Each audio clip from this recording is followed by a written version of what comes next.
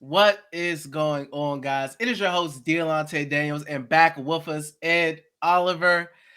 He's going to get his thoughts in about this Wizards West Coast trip. I got my thoughts in. Now it's time for Ed to speak his mind. Also, we're going to be talking about John Wall and the news that came out about him possibly returning. Me and Ed finally get a chance to talk about that. And then we're going to end it off talking about this Nuggets game. And hopefully, if the Wizards could just keep it competitive. So without further ado, let's get right into it. You are Locked On Wizards, your daily Washington Wizards podcast. Part of the Locked On Podcast Network, your team every day.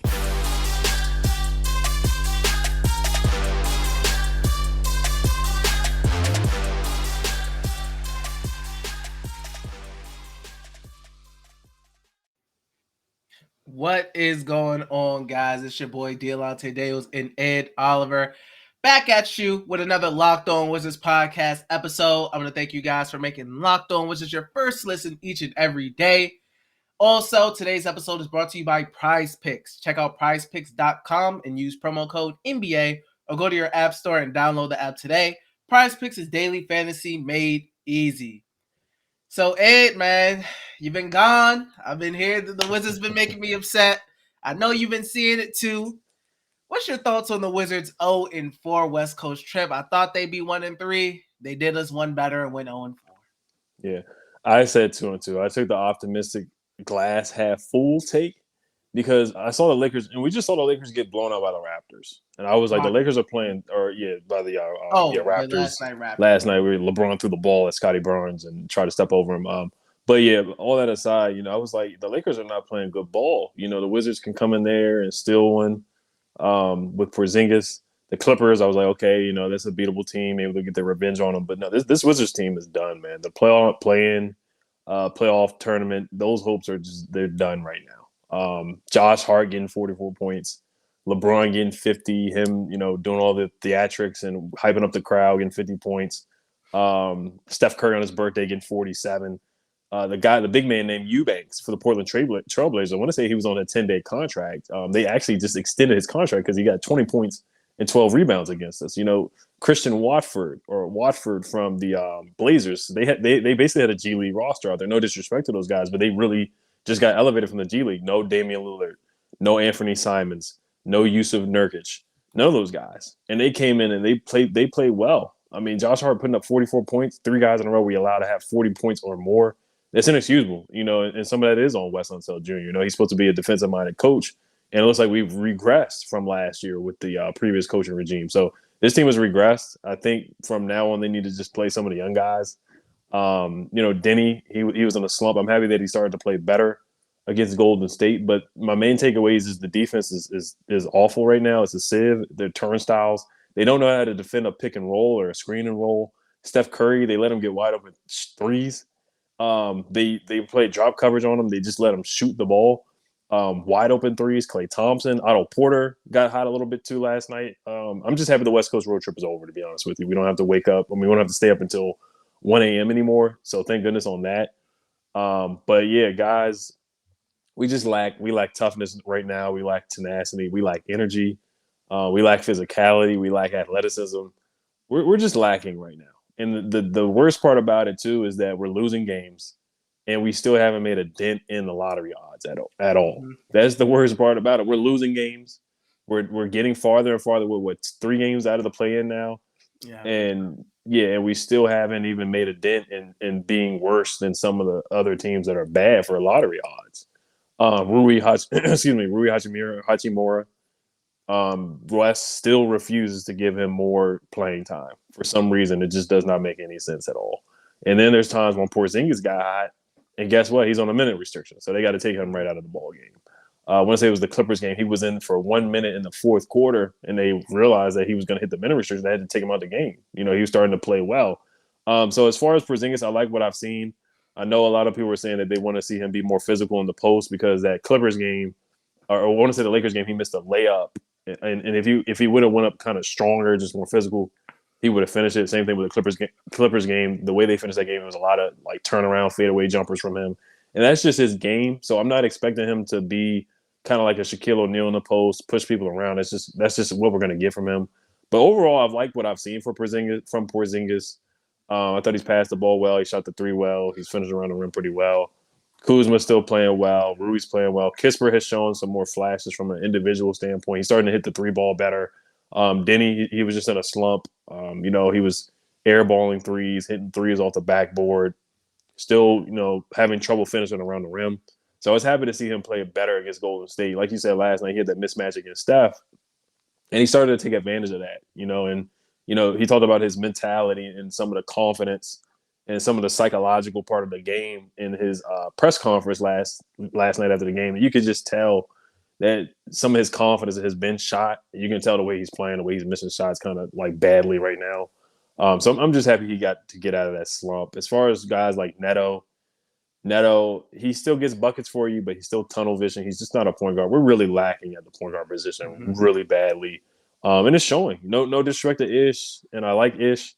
Sato, he's trying, but like I said, when we signed him, I mean, Sato is Sato. He's not going to make a huge impact on the game. That's why I wasn't like, oh, let's go sign Sato. I was never in that camp, because it's not really going to make a huge difference on the outcome of these games. Like I said, it's just trying, and KCP's been playing pretty well, but it's kind of like you want to see these young guys these last 15 games of the year. Let's see what Denny can do. Let's see what Rui can do. Let's see what Kispert can do. Let's get some more of these young guys out there. Gafford's trying. He's on the island trying to block shots, but by the time they get to the basket, it's too late. I mean, the defense has been that bad lately. We're giving up 120 points, 70 points in the first half, like really quickly, really easily. Like nobody's scared to go to the paint. It's just bad ball right now. Thomas Bryant finally got a little play. He's been collecting DMPs. I've seen that just from an individual standpoint. But yeah, just recapping the whole West Coast road trip, 0-4. And it's time to look at some of the young guys. I would look at Kyrie Walker. Let's see if we can move him up. Let's develop these last 15 games. Cassius Winston. Let's see if we can get him some playing time. Isaiah Todd. Let's see if we can get him some playing time, because right now this never ever tank. We don't even have to tank. We're just not good enough to win games right now. But honestly, they just need to focus on development for these last guys. Let's get our young guys ready. As far as Denny, once again, I've really been contemplating whether he should play in the summer league just to get his feet wet more, because he just needs to play more. The confidence is going to come when he's playing. And right now with Wes or whatever rotation he's got going right now, he's just not getting consistent minutes right now. He needs to play in an environment where he's not making a mistake and he can just play right now. So, and it's not always going to happen in these games. But honestly, right now, like I said, Rui needs to get 30, 40 minutes. Kispert needs to get 30 to 40 minutes. And Denny needs to get 30 or 40 minutes, because we're just not good enough. I think the only game I really want to see, and I'm not going to root for the team to lose at all. Like I said, they're just not good enough to win games. But the only game that I'm going to be like, rah, let's win, is the Mavericks game on April 1st. That's the only game where I'm really circling on my calendar. So, but Wes, once again, we'll probably talk about Wes a little later. But those are my main takeaways. Nothing's good at the moment right now. Yeah, and I've been saying it the whole West Coast trip. They just haven't shown much effort defensively. All the listeners have heard me go on the rant about it. They've shown no fight, no heart. They haven't even been competing. It's been bad. They gave up 31 to Reggie Jackson and 27 to Marcus Morris in the Clippers game. The Lakers game, they gave up 50 to LeBron, like you said. Blazers game, they gave up career highs to Watford and Josh Hart. And then the Warriors game, I tweeted earlier in the day, I said the Steph Curry is about to do ungodly things to the Washington Wizards. He dropped 47 on his birthday. So, every single Wizards game, they lose, and the opposition scores 120, 125, 119. It's always high 100s.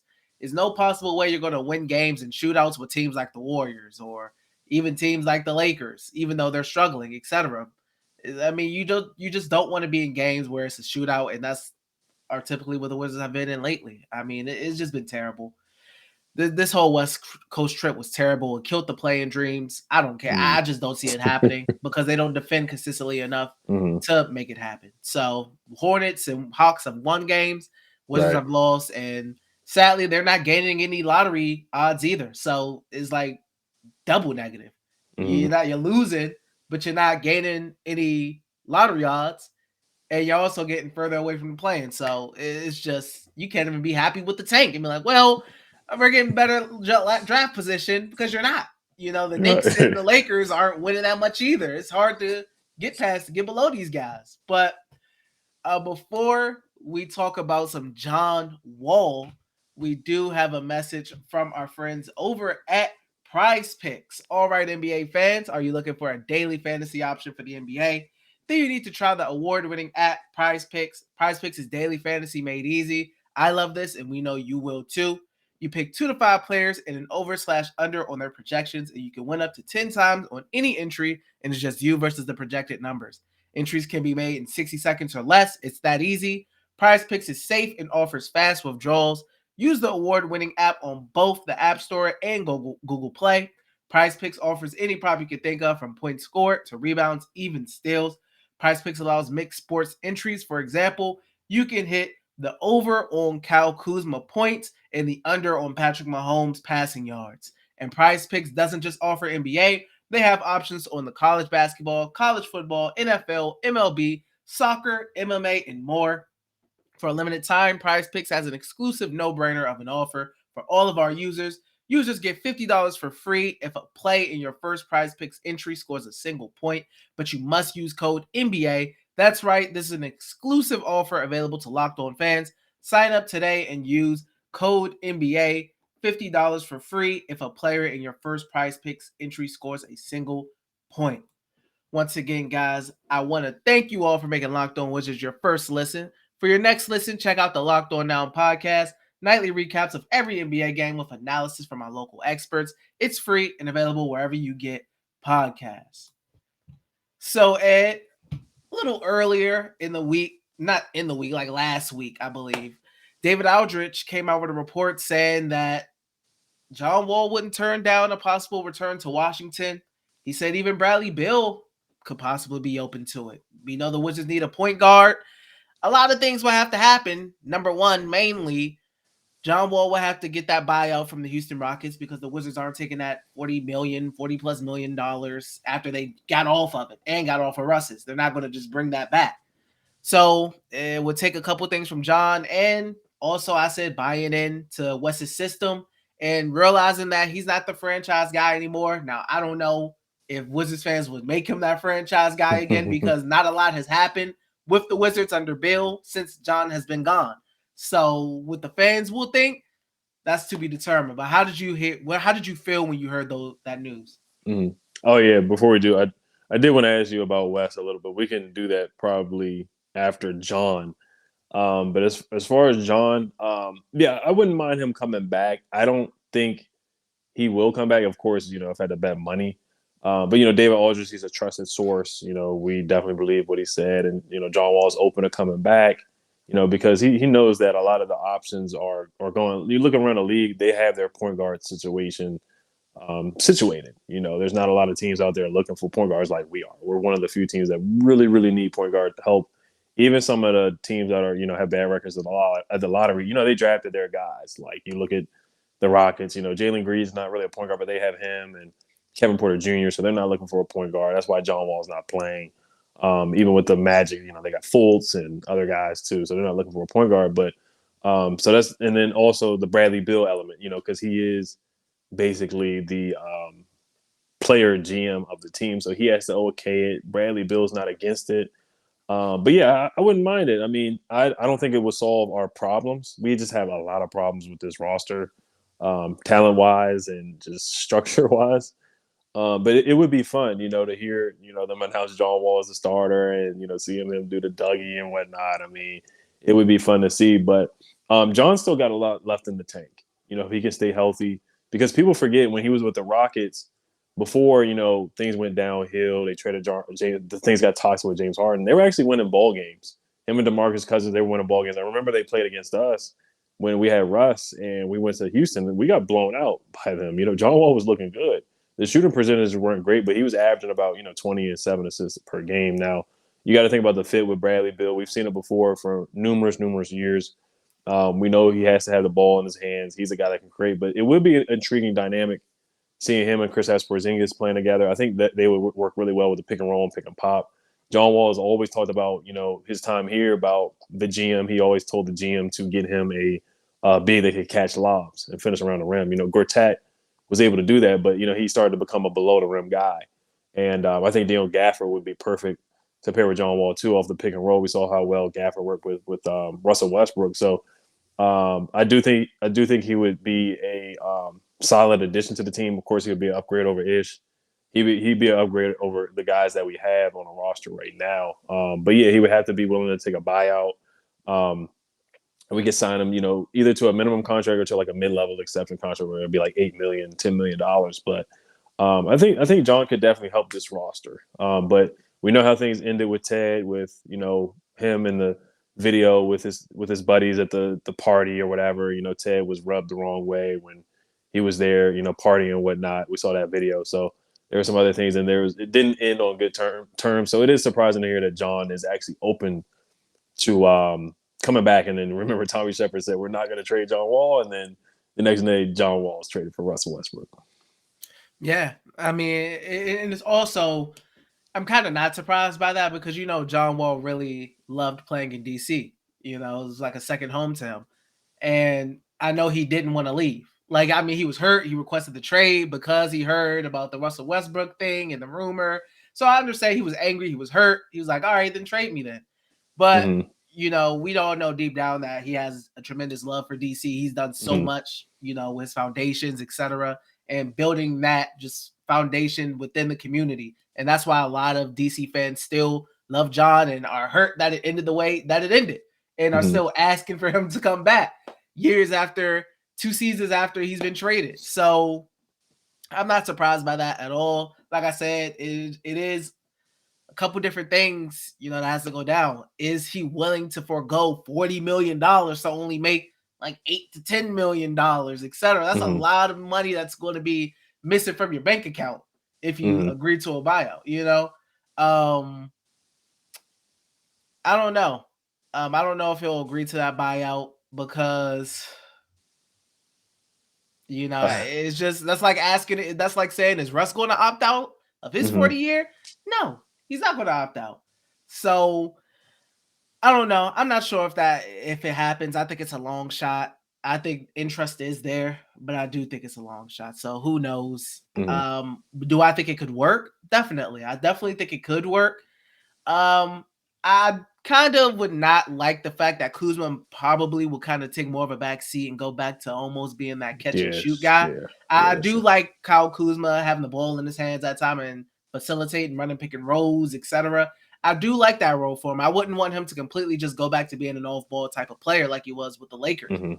I do enjoy him having the ball. So, I mean, like I said, things will have to be understood. Obviously, conversations would have to be had. But him with KP and him with Gafford, I mean, that could be fun. And the Wizards are lacking a point guard badly. And they really need a point guard that the opposition respects out there. So I wouldn't be opposed to it. Final verdict for me. I'm not opposed to it. Yeah, you got to think about it this way, too. Bradley Beal, of course, John would come in understanding that Bradley Beal's the number one guy. That's, he's the one that's on the billboards now, not John Wall like it used to be, or both of those guys on the billboard. He's the number one guy. So, but on the positive side, too, Bradley Beal had his best years, shooting the ball with, guess who, John Wall, getting him those open threes. And ever since then, Bradley Beal, he scored more points, but his shooting percentages have gone down. And at the time when John Wall was here, his points weren't, 30 points a game, but, he was shooting 37% from the three, 38% from the three. So that's a positive outlook as well. As far as the bigs, like I said, with Gortat, he could do the same thing with Porzingis, could do the same thing with Gafford. Like you said, I don't want him to dominate the ball too much, even though that's John Wall's style, where he does need the ball in his hands at all the time to be the most effective, and he would push the pace. I feel like it would be good for Rui, too, if they push the pace, because Rui is a fast break guy. And as far as, John Wall being off ball, he's not much of a 3-point shooter. So that's like the only concern if John is off ball, like sitting in the corner, but that's not what you want to do with him. You want him to bring the ball up, set everything up, get guys open, So do they want him to have that same similar role? And you kind of see how he's a way different player than Dinwiddie. So you see how things kind of worked out that way. But I think John would be a better fit than a lot of the point guards that we've had ever since John, went through the injury thing and left. So, but yeah, he just wouldn't be the number one guy that he was before. And, can he stay healthy? Can he defer to Brad here and there? But I think he would fit. But once again, I don't think it would make us like a championship contender or anything like that. But John would be an upgrade. He really would. Yeah, I think at the end of the day, he would definitely be an upgrade. I mean, you can find some issues there, but it has the potential to work. The potential. So, like I said, I wouldn't be too opposed of it, especially looking at what the Wizards have at point guard right now. They could use the help, I would say. Mm-hmm. But before we get into Wes Unseld Jr. a little bit and wrapping it up with that Nuggets Wizards review, we do have a message from our friends over at Built Bar. Have you tried the Puffs? If you haven't, you're missing out on one of Built Bar's best tasting bars. Puffs are the first ever protein infused marshmallow. They're fluffy, they're marshmallowy. They're not just a protein bar, they're a treat, and they're covered in 100% real chocolate. Puffs are a fan favorite with some incredible flavors: yummy cinnamony churro, coconut marshmallow, banana cream pie. So good. These are going to be your new favorites. All Built Bars are covered in 100% real chocolate. Yes, Puffs included. 100% real chocolate. Low calorie, high protein. Replace your candy bars with these. They are better. A typical candy bar can be anywhere from 200 to 300 calories. Go to built.com and scroll down to the macros chart. You'll be blown away. High protein, low calorie, high fiber, low carb. Most Built Bars contain 130 calories, 4 grams of sugar, 4 net carbs, and 17 grams of protein. Compare that to a candy bar, which usually has around 240 calories, 30 grams of sugar, and dozens of net carbs. Mint brownie, coconut almond, and new for this month, white chocolate cookies and cream. They are all delicious, and new flavors are coming out all the time. If they think a flavor might be good, they'll make it. It will be delicious, and it will be good for you. The offer is to go to built.com, use promo code LOCKED15, and get 15% off your order. Use the promo code LOCKED15 for 15% off at built.com. So, Ed, this West Coast trip, a lot of people have been coming at Wes Unseld Jr., about rotations, about guys coming in, why are guys out for so long? Why is this guy in for so long? What are you doing? He's come out under fire, man. And I've seen some people on the Wizards Twitterverse, say that maybe he should be one and done. I mean, what do you think? Yeah, it's gotten so the voices are getting so much louder on that perspective of not being happy with Wes's performance that even the Wizards post game guys had to talk about it on Wes, what's going on. But he's a rookie head coach. Though the concerns with me, I was going to write down some stuff. Is he a leader of men? That's the thing you got to be as a coach. You look at what happened with the Pacers. I can't remember the Pacers coach name that got fired last year. It was one and done. Is he a leader of men? We heard the same things in that Pacers locker room. They kind of tuned them out. They weren't listening. Some of the things got toxic in that locker room. Kind of similar to what happened with the Wizards before the trade deadline. Some of that was on the players too, just their personalities, but some of that's on coaching too. Can you control a locker room, or do you have that strong voice? Do you have that authority where we saw with Dinwiddie, where everybody in the building, everybody knew Dinwiddie should have been a 6-man coming off the bench? I think that's one strike against Wes Unseld Jr. I think that's something that should have been done. Strike two right now is the whole Rui thing. Why is he not playing? You can say Rui's defense hasn't been up to par, but Rui's knocking down the three at a high rate. Like he's really hot from the three right now, and he's scoring really well. He's a young first-round pick. He needs to play more. Strike three for me also is defense. The defense looks worse than, everybody bashed Scott Brooks so much. The defense looks no better. I mean, being honest and being real. The rotations as well, the flow of the game, taking people out, when Denny's playing well sometimes, or Ish is hot, or not playing Sato, playing Neto a little too much here and there. KCP, the Lakers game, we had a chance, and KCP was really just dribbling the ball off his foot and not shooting the ball well. I think that was a game where KCP definitely needed to sit, and some other guys play a little bit more. That's one instinct right there. But Wes right now, I mean, he's a rookie head coach. I wouldn't say one and done, but if they are able to if there's a candidate who really comes up, like I know everybody brings up Mark Jackson, but let's say Sam Cassell or somebody or even Kenny Atkinson from the Nets is like, man, I really want to coach the Wizards. I think it's something to definitely think about. If there's an established coach who says they want to coach the Wizards for just this is just a hypothetical. And it's something to think about, man. It's kind of like how I look at quarterbacks. You have a quarterback and he's okay, but he's not great. And you're able to upgrade at that quarterback position. Why not upgrade? So but I mean I think Wes is a smart guy. Some guys are better assistants than they are coaches. Brian Shaw. He was a really good assistant for a long time, and then he coached, and he didn't really make it. He didn't really do well as a head coach. So some guys, that's just how it is. Now, I think another downfall with West too is I'm not going to say it's a downfall, but you look at his assistants. All his assistants are essentially they're not rookies, but nobody has played in the NBA. So that's something that he doesn't have an assistant that has been a head coach before, as well. So you see some guys. I want to say Chauncey Billups has a guy who was a head coach before as an assistant. One of the new coaches, Scott Brooks, bringing him up again as I know Scott Brooks was probably hilariously laughing at the Wizards when they were beating us with G League guys. But yeah, I think it does help to have an assistant coach that does have some experience. I think it's a lot of guys that are still learning the game, is learning coaching, and just controlling emotions of players. And I really think Wes has to learn to be have that strong voice and be a leader of men. I think that's something that we're still waiting to see from him. Like I said, he wasn't dealt the easiest of cards. Montrezl Harrell is a eccentric guy. Dinwiddie's an eccentric guy. They have egos and whatnot, but I don't think he did I think that's one indictment on him so far. The rotations, the defense, some of the offense too. Players have complained about that. It's too complicated. He tried to dumb it down, or not dumb it down, but kind of straighten it out a little bit so it could be easier for guys. And losing to the Portland in the 35-point loss against the Clippers. I mean, you got outcoached by Tyronn Lue. Tyronn Lue makes adjustments. He subs guys out when they're not playing well. Bledsoe wasn't playing well. Zubac wasn't playing well. Wes just cannot be concerned about hurting guys' feelings when they're not playing well. Some of the showcasing wasn't all his fault. Maybe it was from the higher ups like Tommy Shepard trying to showcase guys. But I'll let you go off too. The showcase era was the worst era of this whole season. That was terrible. Like, I mean, it was, and everybody knew what they were doing, but it was awful. And that Pacers coach you were talking about was Nate Bjorkgren. Right, yeah. That was his name. But yeah, I mean, I've seen people say maybe he needs an established, like, former head coach to be an assistant coach. And I mean, it happens in football all the time. You have offensive, defensive coordinators, etc. Who used to be head coaches in their previous tenures with different teams.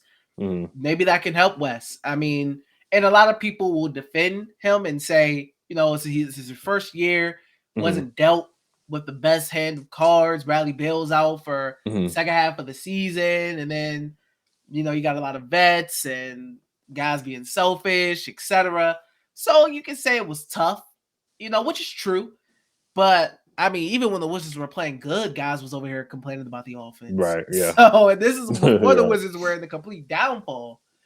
I mean, and it seemed like at times that guys were just tuning Wes out and doing their own thing. I mean, which shows that not everybody was bought in, and that's never a good sign.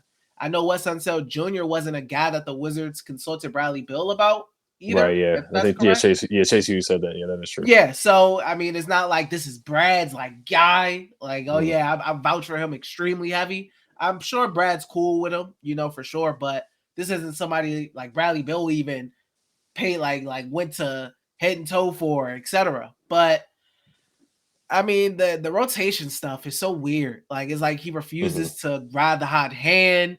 If Ish is playing really well, or Ish and Sadar are playing really well, and Neto's not playing well, Neto will still get 20 plus minutes. I don't get it. Right. And like Ish will barely play, etc. I mean, I don't understand it. Rui Hachimura, I don't know how many times in this West Coast trip he done iced Rui Hachimura. The Clippers game, he started out hot, had like 11 early. Ended with like only 18 points and barely was playing. That Lakers game, Rui came out hot. It didn't get in until like 4 minutes left in the third quarter. I mean, I truly don't understand. Last night is a game I felt like he should have played 30 plus minutes. I'm not understanding. There's no minute restriction on Rui. I'm pretty positive of, so I don't understand why he can't get past this certain minute threshold. and he's playing really well. He's shooting the three ball incredibly well, and he's playing well. I don't understand it. I don't get it. Wes is just, and the rotation stuff hasn't been, like you said, with the Dinwiddie off the bench, and this hasn't been the first time we've questioned Wes Unseld Jr., and his rotations and things like that. And all the questions you just asked, are you a leader of men, etc.? All that matters. But I truly, truly doubt that the Wizards fire him after one season. That's just not the Wizards' MO. Yeah, it would look so bad to fire the best. Your dad is the best player in Bullets Wizards history. The only NBA championship we had back in 1978. And his son. Right, yeah. I mean, Wes, his dad didn't have a great run as, being in the Wizards front office either. But yeah, it just would not be a good look. And me either. I would not fire him after 1 year. I would not. But there were some other candidates that were available. Remember, Ted Leonsis took a shot at Scott Brooks saying that, we don't want retreads. First year guys, they take more, they work harder than retreads. And that's not true. Mike Budenholzer's a retread. They just won a championship with the Bucks. Nate McMillan was in the Eastern Conference Finals. Doc Rivers is a retread. He's been doing okay for the most part with the Sixers. So that statement was definitely off. But like I said, I'm rooting for Wes. I'm one of his number one fans. I really want to see him be successful. But me and you, of course, doing the show, we have to be objective and be honest and, give an honest critique about guys. So this is just stuff that we've seen from him. I looked at the comments for the last 3 videos, and people have been giving Wes a very hard time. But like I said, he's still learning. He is a rookie head coach. And all of it's not his fault. Some of the roster isn't good either. We just don't have compared to the Bucks, Sixers, Nets, we have a bottom tier roster. We really do. We have a bottom tier roster, and Tommy Shepard has his work cut out for him getting this roster better. Yeah, I mean, Tommy, they got a lot of work to do in the offseason. But before we end, Ed, quickly, you got any keys to the game against the Nuggets? I said just please compete, and do they win or lose? I guess from my X's and O's, please defend the screen and roll better. There's a guy named Bones Highland who went to VCU, a local guy who lit up. I don't remember who they played, but Bones Highland went crazy and hit a bunch of threes against somebody last night. I can't remember who they played, but last night they played the Sixers. Yeah, so it was the Sixers. So Nikola Jokic, oh my goodness, man, he's gonna be. And if Campazzo, I remember the last time we played the Nuggets, Campazzo was doing and1 mixtape, street ball passes on us. So let's have some pride. Let's get our hands in the passing lanes. Let's play some defense, protect the rim, gaff. Porzingis, he should be playing. It's not a back-to-back. But yeah, just defend the screen and roll. Let's try to get a hand in Jokic's face. Try to, get in the passing lanes because he's going to do a couple behind-the-back passes. He's going to make us look silly and whatnot. And try to defend it. Just have, like you said, have some pride, defend the three-point. Let's try to – always say let's try to run. Let's try to push the pace so we can get some easier offense. Offensively, we haven't been bad, actually. I'll say that. We've been scoring and hitting the three ball, but defensively we're so bad. It's just like we're playing catch up out there. So let's play with some toughness and heart too. Let's try. Let's play with some heart and some toughness out there. You got them winning or losing? Oh, losing. Yeah, I don't see them winning another game. To be honest with you, I really don't. I gotta look. I don't have the schedule in front of me. I know they got the Knicks coming up after that Nuggets game. They maybe who knows? I know it's like Knicks and then Lakers, but. Yeah. Is somebody gonna get 40 points? Yeah, something like that. Do you think somebody's gonna get 40 from the Nuggets? If Nikola really wants to, he can easily if he wants to. Right. So, I mean, hopefully they compete. That's all we ask for, guys. But thank you guys for making Locked On Wizards your first listen every day. Now make your second listen Locked On NBA. Locked On experts covering the biggest stories around the NBA every Monday through Friday in less than 30 minutes. It's free and available wherever you get podcasts. Well, Ed, Nuggets up next, Jokic up next. Hopefully they stop somebody from scoring 40 plus points. Right. Thank you guys for watching. Make sure you guys subscribe on YouTube and wherever you can get a podcast. We're almost at 2,000 subscribers. Hell to the Wizards. Peace.